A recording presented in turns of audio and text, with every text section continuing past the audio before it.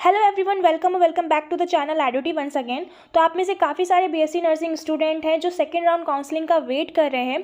तो इस वीडियो में मैं आप लोगों को बताने वाली हूँ दैट सेकंड राउंड काउंसलिंग के लिए जो आप लोगों के वैकेंट सीट्स का डिटेल, उसकी लिंक जो है वो फाइनली एक्टिवेट हो चुकी है। यानी उसमें अब आप लोगों का जो भी वैकेंट सीट्स का डिटेल है आप लोग ईजिली देख पाओगे। फिर उसी के अकॉर्डिंग आप लोगों की सेकंड राउंड काउंसलिंग होगी। एंड साथ में आप लोगों से सेकंड राउंड काउंसलिंग का कट ऑफ भी शेयर करूंगी दैट कितने लो मार्क्स वाले स्टूडेंट पार्टिसिपेट कर सकते हैं सेकंड राउंड काउंसलिंग में।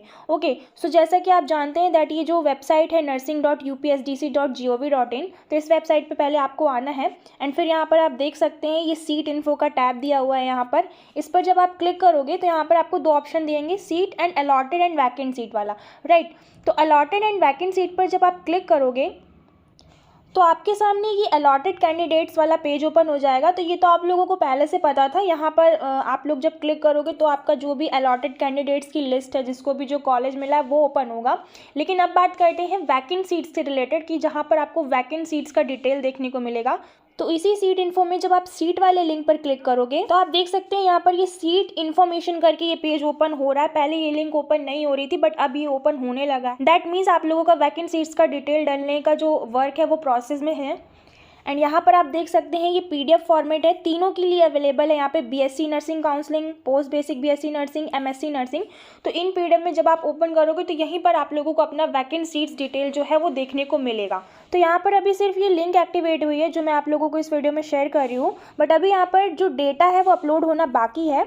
तो जल्दी यहाँ पर डेटा आप लोगों का अपलोड होगा, क्योंकि जब आप यहाँ पर क्लिक करोगे तो आपको इस तरह का यहाँ पर इंटरफेस दिखेगा, sorry counselling is yet to be started, क्योंकि यहाँ पे अभी डेटा अपलोड नहीं हुआ है। लेकिन लिंक क्योंकि एक्टिवेट हो चुकी है तो अब डेटा भी जल्दी अपलोड हो जाएगा। एंड उसके बाद फिर जल्दी अब आप लोगों की सेकंड राउंड काउंसलिंग भी होगी, राइट। तो आप लोग इस लिंक को विजिट करते रहिएगा, क्योंकि जैसे भी आप लोगों का जो वैकेंट सीट्स का डिटेल है वो यहीं पर अपलोड होगा, फिर आप लोग यहाँ से ईजिली देख पाओगे, राइट। इसका लिंक मैं डिस्क्रिप्शन और कमेंट सेक्शन में भी पिन कर दूंगी, तो आप लोग वहाँ से चेक करते रहिएगा खुद से भी। बाकी मैं भी आप लोगों को इन्फॉर्म कर दूंगी जैसे भी डेटा अपलोड हो जाता है। नाउ अब बात करते हैं आपका सेकंड राउंड काउंसलिंग से रिलेटेड कट ऑफ क्या होने वाला है। दैट मीन्स कितने लो मार्क्स तक वाले बच्चे सेकंड राउंड काउंसलिंग में पार्टिसिपेट कर सकते हैं। तो जैसे कि नोटिस है जो कि मैंने आप लोगों से पहले भी शेयर किया था, ऑल्दो ये अभी डीजीएमई के ऑफिशियल वेबसाइट पे कहीं भी अपलोडेड नहीं है, लेकिन इस नोटिस में क्लियरली सारा कुछ लिखा हुआ है। तो मैं इसके थ्रू अगर आप लोगों से एक्सप्लेन करूँ तो आप देख सकते हैं यहाँ पर लिखा हुआ है दैट जो सीईटी का आपका एग्जाम था वो आपका एबीवीएमयू और केजीएमयू द्वारा कंडक्ट करवाया था।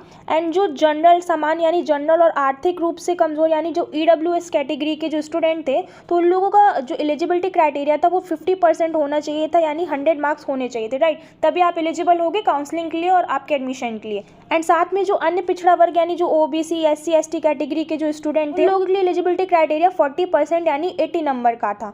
तो आप लोगों का जो नॉर्मल एलिजिबिलिटी क्राइटेरिया था वो ये था।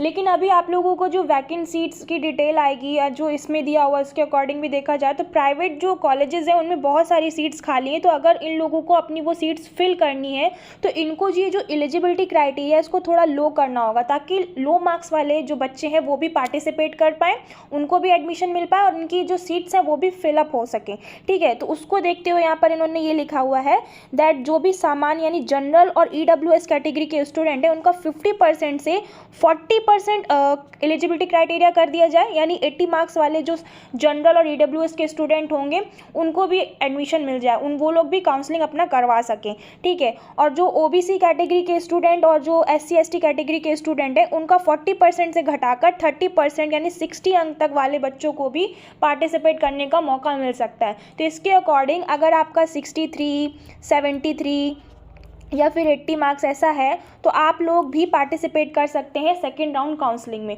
तो अभी आप लोग उसका वेट करिए ऑफिशियल नोटिस का। जैसे भी ऑफिशियल नोटिस आता है तो ये चीज़ें पूरी तरह क्लियर हो जाएंगी। एंड जब भी आप लोगों की सेकंड राउंड काउंसलिंग स्टार्ट होती है उसके रिगार्डिंग मैं आप लोगों को वीडियो और टेलीग्राम चैनल के थ्रू इन्फॉर्म कर दूंगी। सो आई होप आप लोगों को ये वीडियो पसंद आई होगी। If you like it then don't forget to like, subscribe and share. Also press the bell icon for more such update. Thanks for watching this video.